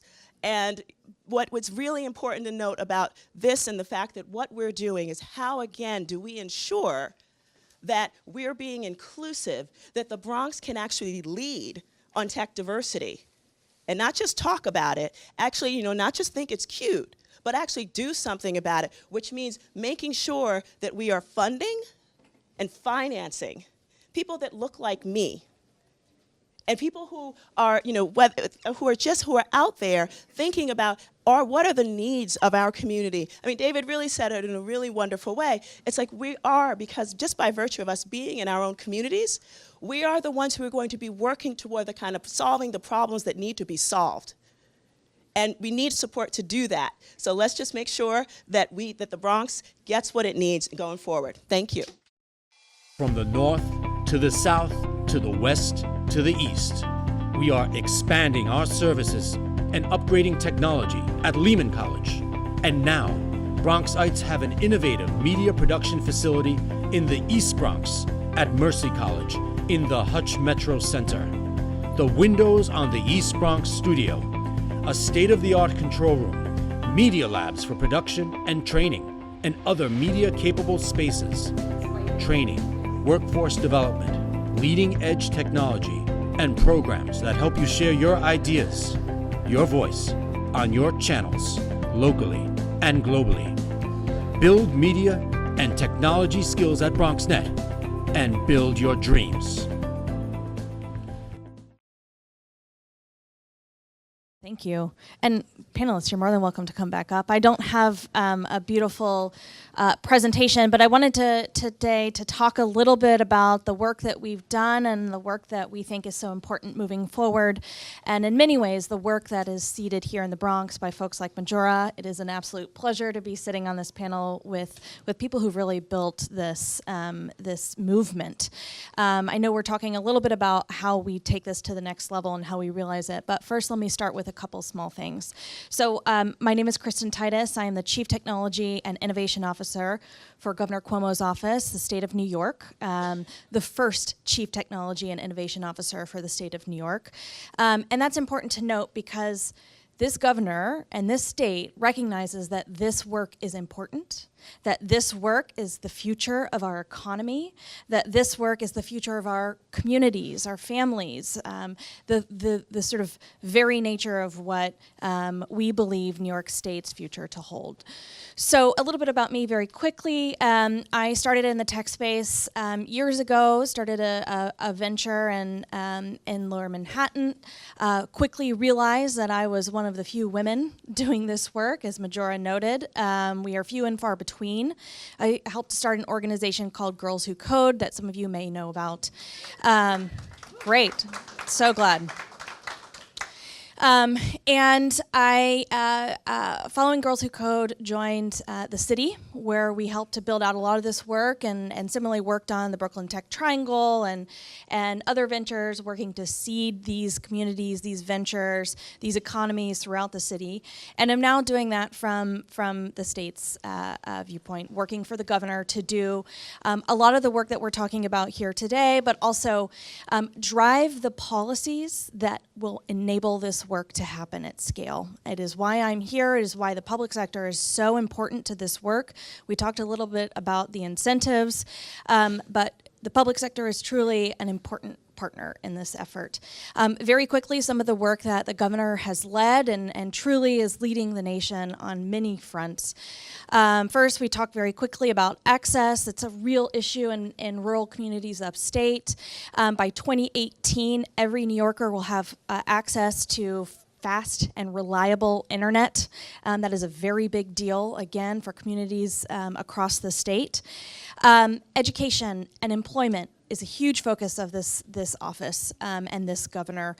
Just this year, we announced $12 million in investments, millions of dollars in investments in our schools, and policies that will support computer science education and work that needs to be done in classrooms across this borough, across this state, if we truly are to build what we're all envisioning here today.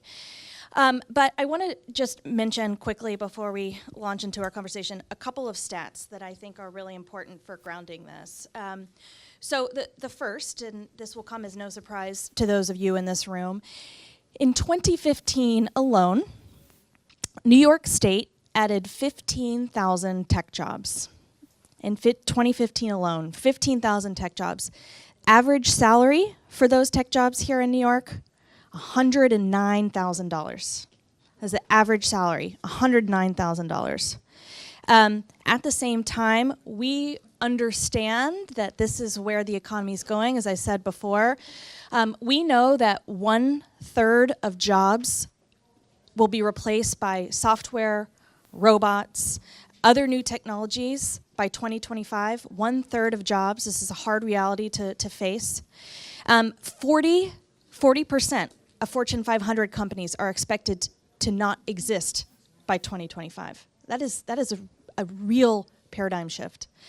And this last one really gets me every time. 65% of children in our schools today, 65%, are expected to be in jobs that have yet to be invented.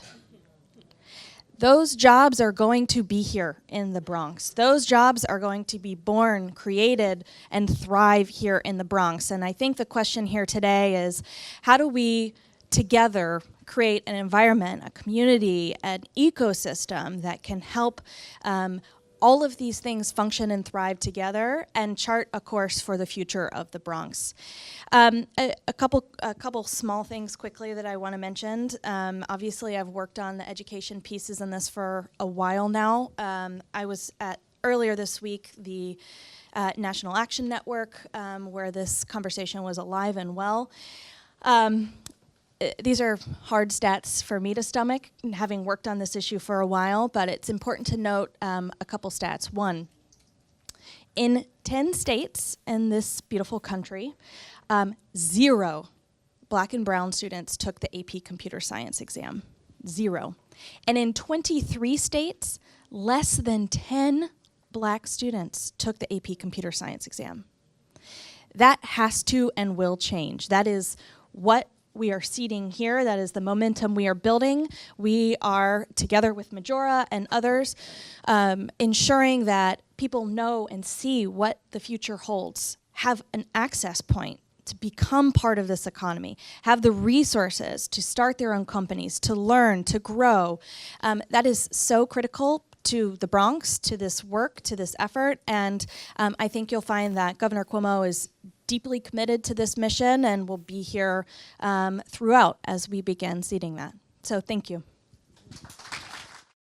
From the north to the south to the west to the east, we are expanding our services and upgrading technology at Lehman College. And now, Bronxites have an innovative media production facility in the East Bronx at Mercy College in the Hutch Metro Center. The windows on the East Bronx studio, a state-of-the-art control room, media labs for production and training, and other media-capable spaces. Training, workforce development, leading-edge technology, and programs that help you share your ideas, your voice, on your channels, locally and globally. Build media and technology skills at BronxNet and build your dreams. But I think what I will say, and David, I think kind of said it matter-of-factly, is that money follows vision, and it's important to be able to articulate a vision. I think what we do, or I am doing on a lot of day-to-day, is helping people, companies, neighborhoods, brands articulate visions, especially when they don't have a legacy of something they can hang their hat on. And a lot of companies that are traditional companies are in a huge paradigm shift, and they're trying to figure out as well in this kind of new landscape. And so I think, what's great is that there's already these conversations starting, and a lot of times, when I go into a project, we're starting from ground zero where there's been conversations, but you don't get all the stakeholders in the room. I mean, it's a very long process of interviewing stakeholders, interviewing the community, interviewing the partners. But I think this is a great opportunity to just hear words. I mean, if we were doing a charrette right now, we would literally have a whiteboard up and we would just be calling out words, because it's really important to hear the voices of what is important in here, what is differentiated here, and that differentiation is very, very important and something that you should really value and make apparent to people. And then from those kind of roots, you need to start crafting a story. It is really important to have a big vision of what the Bronx means in the larger landscape in terms of tech, and how it's communicated to people that you're trying to resonate with. And so I would say as a process, is there a task force? Are there people starting these conversations? Maybe a group can get together in this room of really getting the stakeholders' input. Are we having meetup? And I'm working for you here, right? Exactly. And I mean, this is where it starts, and this is where you start telling your story. And from those kind of nuggets of truth, you need to start crafting a story, and you need to start visualizing that story. And from that informs everything of what you're doing in terms of the architecture and the built environment, in terms of the policies you're trying to craft here, in terms of the type of programming, the restaurants, the kind of support systems of Girls Who Code. It is really, really important to kind of start building out that framework, because when you get into a very long game process of doing a 2-year project, a 5-year project, a 20-year project. Like, you are making so many decisions, and you need some kind of an internal framework and, like you said, infrastructure to guide those decisions and make it, you want people to fall in love with it at the end of the day. Like Rockwell crafts experiences that people love. Like, at the end of the day, you want people to fall in love with it. And that's kind of the big ask, and it's important to start that vision for it. Did you want to weigh in? And then I'm going to follow up with a different version of the question for Majora. Go ahead. Yeah, I think it might be worth talking about what happens once you articulate a vision and what pieces start to fall into place. And I think that was one of the things that we saw really shortly after the Brooklyn Tech Triangle plan came out. On the real estate side, you had building owners who had held onto properties for years, warehousing the space, and they began to see, one, it may never turn into a residential building, and two, there's value in that space being turned over to incubator space. You saw landlords starting to convert spaces above retail shops into... I thought when you mentioned that earlier, I thought, and certainly looking at the landscape of the Bronx, I think that's a brilliant concept, because we see it all over the borough. And they're there, and it's empty space and for rent and all that. Wow, what great spaces that could be used. That's right. So once you start to articulate that vision, it spurs people into action in all sorts of ways. We were able to get a public bus route through the Brooklyn Navy Yard. It never happened before. Spaces that had never been, sort of lit alive. You began to see cafes on them. So I think obviously, some of those pieces of how do you articulate the vision are critical, but the importance of getting that out there is really phenomenal in terms of really activating so many portions. And once people get activated, so many things happen. Part of what we wanted to get out is exactly what's happening here. Get it? We were two black chicks, putting this out there, to the community, and with no real support from anybody. And so, yeah, I'm actually really excited that the VP's office has stepped up and decided that they want to be a part of actually helping to support building an ecosystem in the Bronx. So putting it out there so that we're creating a plan and looking for money to make sure that happens, as I know that that's the ultimate thing that the VP's office wants to do, that there really is an opportunity to make things happen, because I have to disagree with some of the things some of the panelists have said, that money follows vision. And actually, my history, I'm quite the visionary. Believe me, it's out there in the world. But it's not been traditionally so easy to finance at all, being a black female. It's like, sorry to play the broken record, but it is the case. And unfortunately, the stats show that women and people of color traditionally have harder times, and the Bronx is actually quite a colorful borough. So if we're thinking about how do we support and make sure that we're creating access and opportunities for all of us here, those are the type of things that we have to acknowledge, number one, and then make sure that we're addressing it with real stuff versus just talking about it. Because again, vision doesn't hire people. Vision doesn't pay people's mortgages. We need to build that in the Bronx. Very good. Do people have questions? I mean, if anybody? Sure, let's start moving around. And just say who you are. If you represent a company, please do. Well, my name is Pablo Blanco, and I represent Community Board 5 here in the Bronx. And I'm a real solutions-oriented person. To any one of the other panelists, is there a career track that the youth in the Bronx can grab onto, like a training or a particular major in school, so they could be part of this new economy moving forward?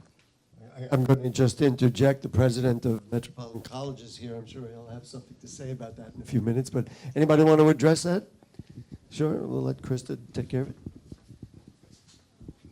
And Majora can speak to this too. In fact, she's building part of this pipeline. But there is a new and emerging field of accelerated tech training providers throughout the city that we actually, in Governor Cuomo's office, just launched a $5 million fund to support and support individuals going through those programs at zero cost and connect to employment in some of these fields that we're talking about.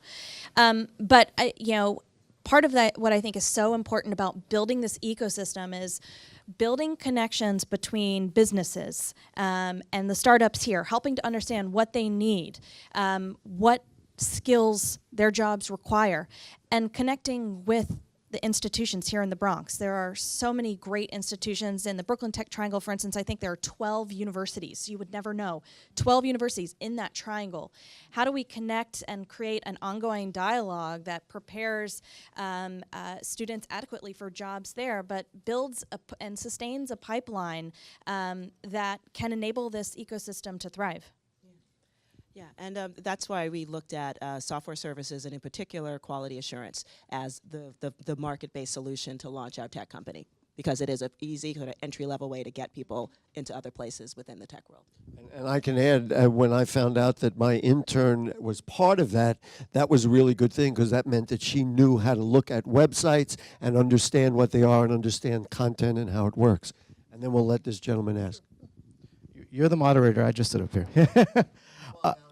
If you look at institutions like Perscolas, who's in the South Bronx, who trains individuals for free in IT, I know my agency provides computer hardware to them. Whatever computers have reached the end of their lifespan, we provide them with our computers, so that this way they can reformat the computers, and then this way they can train on IT for free. That's in the South Bronx as well.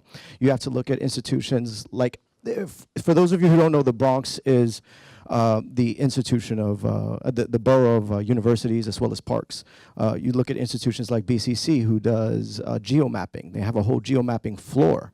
I didn't even know about it until they invited me over to do a training and kind of see what it is that they're doing. So this borough is speckled with a variety of different institutions that are providing technical and IT support for our youth, and so this way they can come up through the ranks, so to speak, so they can get this hands-on knowledge. Those are just two of a variety that are throughout this borough. And being from the Bronx, I have to say, what an awesome time to be alive here, right? Like when I was growing up I was born in '76, but whatever. But when I was growing up in the '80s, we couldn't imagine what's transpiring here. And on a business note, for those, I see the majority of the people here are either women or people of color. Get MWBE certified. Just as a side note, make sure you get MWBE certified. The state, part of their contracts require that they get services from MWBE certified businesses. And we're talking a variety of different services. We're not just talking about construction or building or services. We're talking about IT issues as well. So make sure you get certified and look for those state and city agencies that are looking to contract with IT professionals. Hi, I'm Gail Nathan from the Bronx River Arts Center. I have a question for Adam and then for Alfredo, connected. Adam, what's the square mile area of the Brooklyn Tech section? It's looking at it maybe a couple miles each way. It's probably about 2 to 3 square miles. 2 to 3 square miles. So the question goes on to Alfredo. In the development of the South Bronx tech build-up, it doesn't go east that much, and it doesn't go north past the Cross Bronx Expressway. And this is very interesting because that's our history about the Cross Bronx Expressway, dividing the Bronx, breaking down neighborhoods, making everybody poor and nothing happening, and destroying our quality of life. And unhealthy. So one of the things that the Bronx River Arts Center has come up against recently, now that we're finishing an $11 million renovation of our building, thank God, after 6.5 years, and ready to go on so many levels, the Cross Bronx Expressway keeps us divided from all of the goings-on in the so-called South Bronx. And a very particular example is recently the Lincoln Center Cultural Innovation Fund that just had a competition, which we actually did get to make an application through. We don't know yet what's going on. Funded by the Rockefeller Foundation, cut off almost arbitrarily the areas that they were allowing to apply, which included cutting off the section just north of the Cross Bronx Expressway. So, I have your to talk question is, ourselves into it. how can we unify, Exactly. given this geographic? Yeah, and you know, particularly cross that barrier, that is a historic barrier. So to finish answering your question, how do we bridge that divide between people arbitrarily looking at things above the Cross Bronx Expressway and things beneath the Cross Bronx Expressway?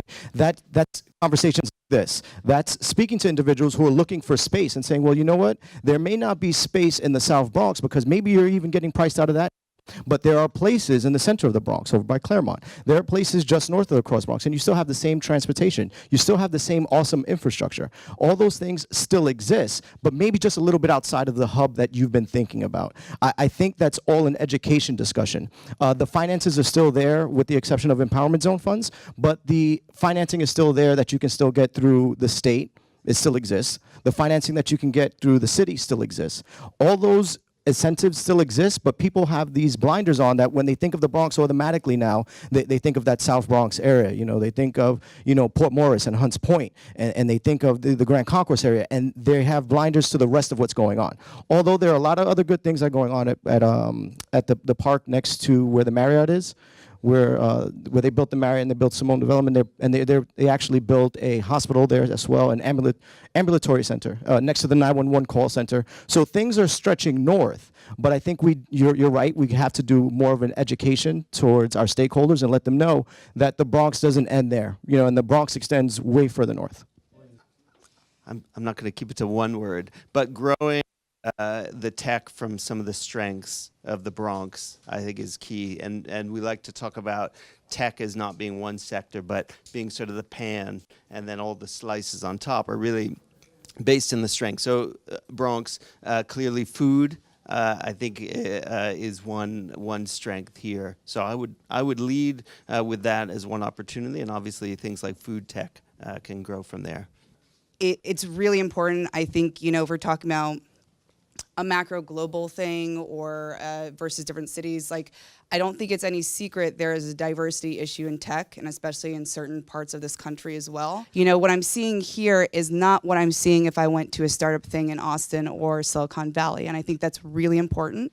I think that's something to embrace and to share with other people and communicate that this is a place that invites that welcomes that's going to support it and grow that ecosystem. And I think it's really important that women and minorities are at the table and they have a voice, and then it's supported by everyone here.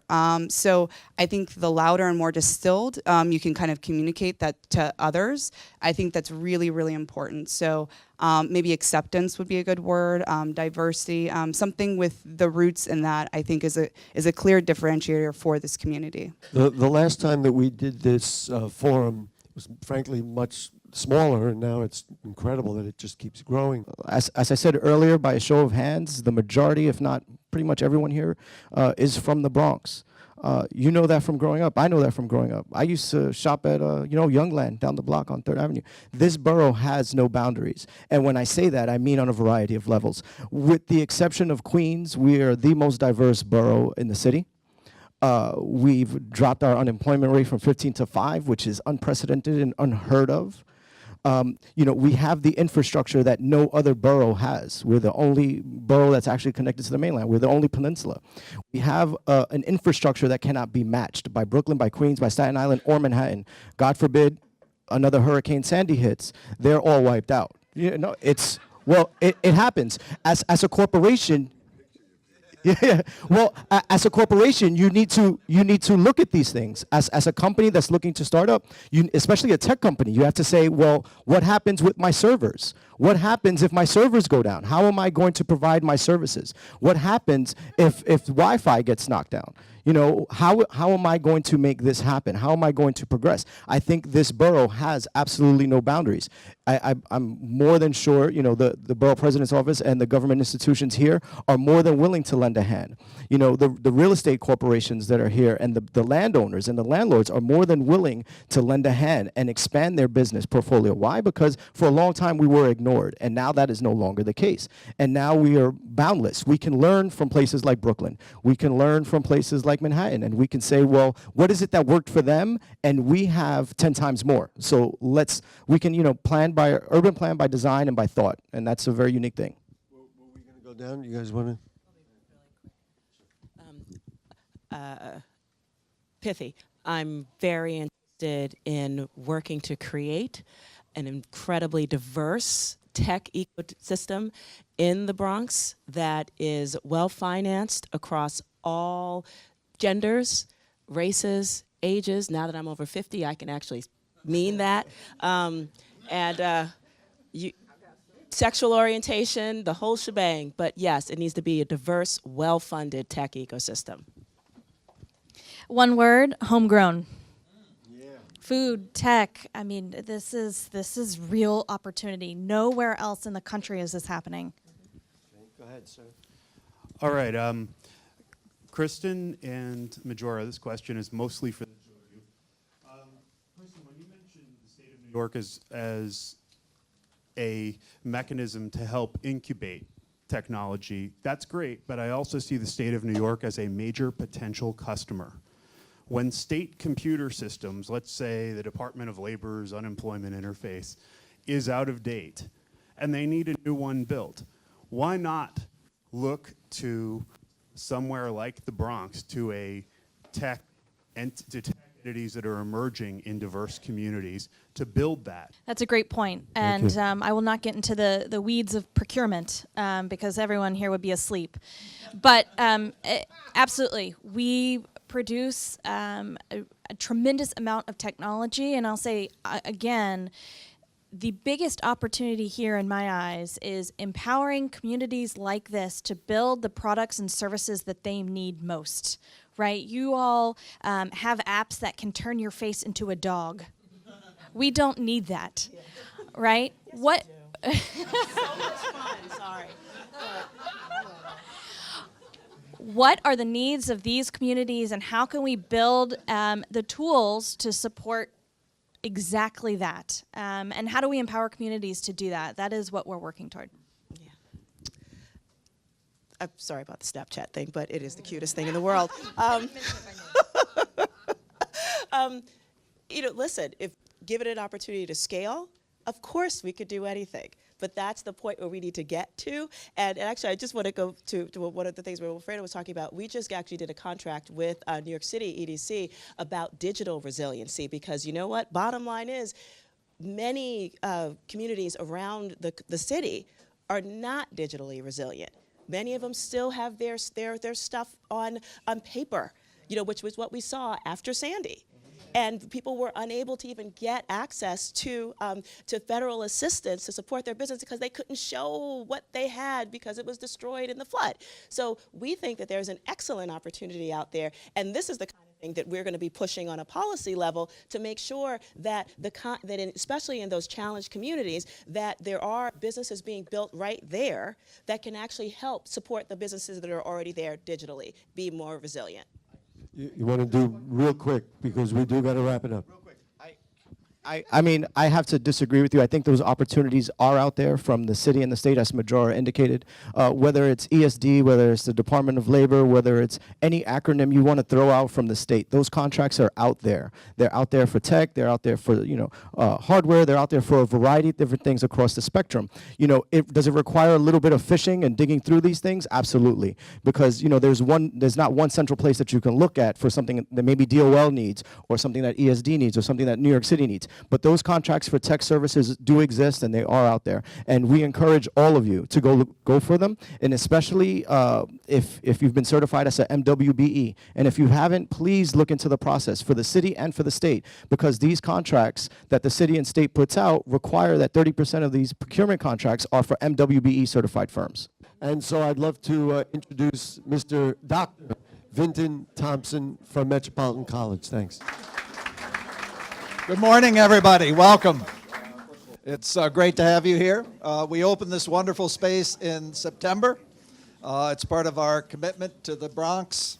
I hope those of you who have an interest in education and have an interest in possibilities for our expanding into tech education, come and have a conversation with us.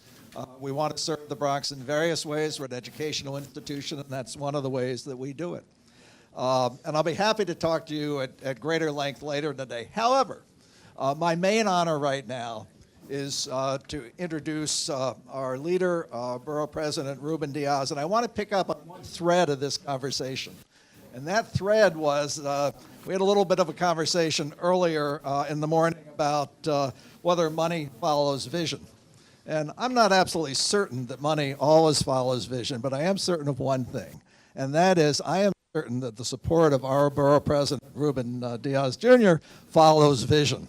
My own experience has been, as we developed this wonderful facility, as we expanded our work in the Bronx, that we had the Borough President's support at every minute, his enthusiastic support. And so, Ruben, it's a pleasure to welcome you here to the Tech Summit.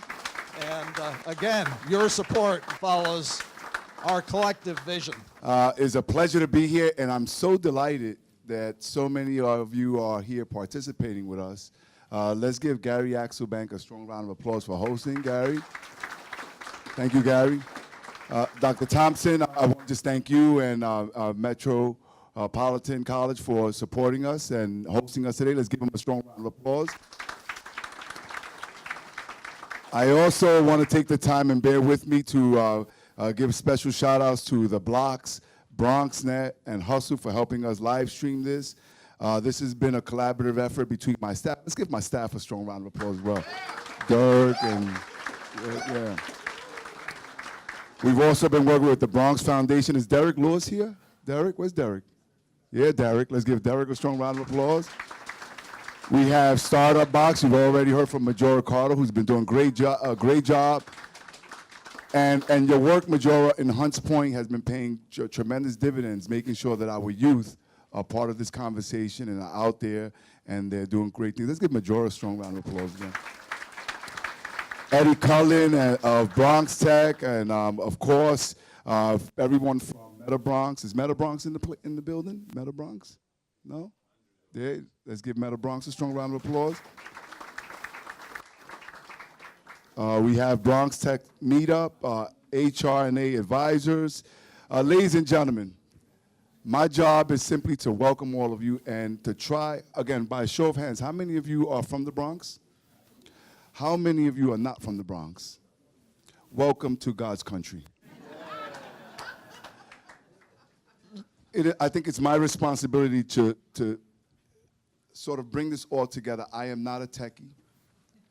I am born and bred here. I am the borough president of my hometown. In the best time, the best era, I am blessed. Just a couple of things here. The Bronx is 1.455 million strong. 41% of the people who live here in the Bronx were born in another country. The Bronx is probably one of two or three, I think we have two others, of the 62 counties in the state of New York where the majority of the people who live here are female. The Bronx is the only county of the 62 counties in the state of New York where the majority of people who live here are Latinos. You should understand that over the last 8.5 years since I've been the borough president, we've seen tremendous strides, 68.5 million square feet of economic development, 12.5 billion private dollars invested in our borough. We've cut unemployment from January 2010, it was at 14.1%. Just 2 days ago, we got our latest numbers, we have 5.7%. 116,000 more Bronxites are working today than the first day that I took office.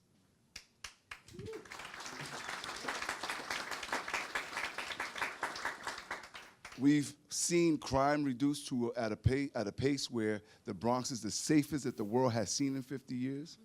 We've invested in our green spaces and public parks to the tune of $360 million. We've seen over 29,000 units of housing, all kind of housing, majority affordable, but a lot of it has been condos and home ownership. I tell you this because in every facet and everything that we've been able to accomplish, accomplish two things. People didn't believe in us, and almost every area has had something to do with technology.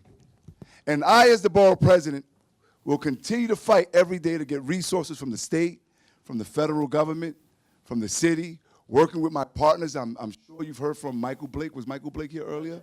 He hasn't come here yet.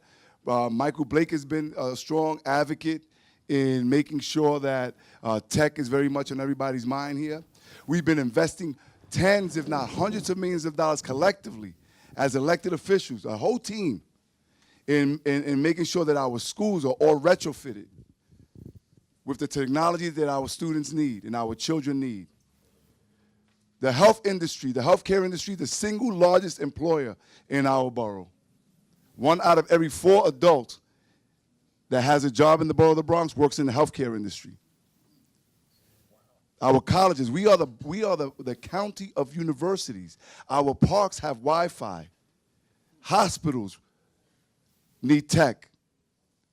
The colleges are making sure that our students and our young adults are all being prepared. I will be damned, and I'm going to say that. I know we're live streaming. I will be damned if we move forward as a society, as a city, and as a state, and as a nation, when technology is no longer the economy of the future, is the economy of right now, without the Bronx being a strong part of that conversation. This is so important.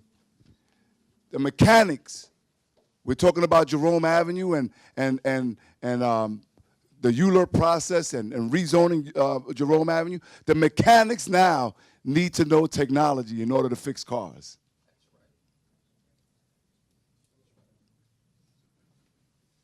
And so for so long, whether it was economic development, whether it was education, restoration of green spaces and waterfronts, the Bronx was left out of those conversations.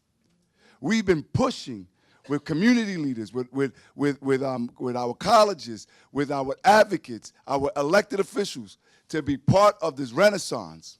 And the whole world is looking at us. When it comes to technology, we want in. We deserve nothing less. It is a farce. It is a canard where people think, well, the poor little old Bronx. We want you as a tech company to look at us. Look at buildings like 20 Bruckner. Go look at the Hutch Metro Center. But also understand that as we continue to build the infrastructure of our borough, we're getting 4 Metro North stations. In 3 of the 4 Metro North stations in the areas, we're going to rezone and build up. You can speak to James Rouse, who's the director of land use and economic development, if you want to know more about where we're going to start to build. A Metro North station will put you in and out of downtown in less than 25 minutes. It'll put you up north in Connecticut in 35 minutes. It's going to be transformative. There is no reason why a tech company should not be looking at locating or relocating in one of those areas. There is no reason why, if you are a tech company, that you look at the Bronx, not only for space, not only because it's more affordable and economical, but because there's talent here in our borough. Because our kids are not afraid to dive in. Because our kids are intelligent. Because in years past, you were taught in the Bronx to educate yourself, get a degree, become a professional, cut and run. And we have brain drain. That is no longer the case now. People are staying. Smart, intelligent folks. Don't feel sorry for us. Just give us the resources. If you come to us, correct. If you come to us not only wanting to do business in the Bronx, but wanting to do business with the Bronx, you will not have a bigger support system. In my office, with the BOEDC, the Bronx Economic Development Corporation, with the universities, with the elected officials. You can ask developers that. You can ask corporations that have come here that. You come to us with respect. You come to us making sure that you want to hire and train our folks. The sky's is the limit. In terms of infrastructure and in terms of transportation, you can't get a better location.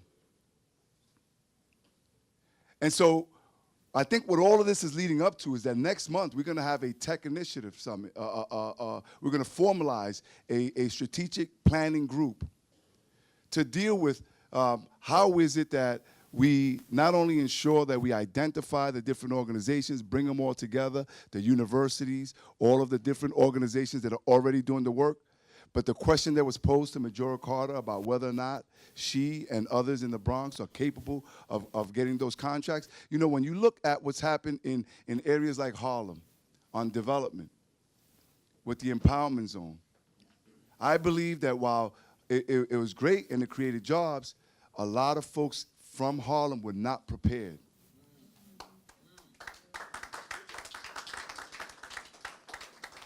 So we've been doing that with many of our men and women who are developers, with our vendors on the economic development of the borough. But when you talk about tech and the future of tech and inviting so that we could be the next Silicon Valley here in the Bronx, the next step has to be not only getting all of you together here in this room and those that may be watching, but how do we prepare so that you're capable? The politics, making sure that the state, making sure that the city council and the federal government, leave that up to me. I think I do a pretty good job at that.